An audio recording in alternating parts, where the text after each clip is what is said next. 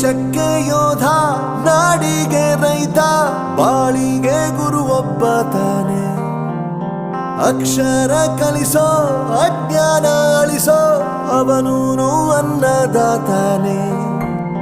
ತಪ್ಪು ಸರಿಯ ತಿದ್ದಿ ತಿಳಿ ಹೇಳಿ ಸಮಬುದ್ಧಿ, ನಮ್ಮ ಚಿತ್ತ ಶುದ್ಧಿಯಾಗೋ ಹಾದಿ.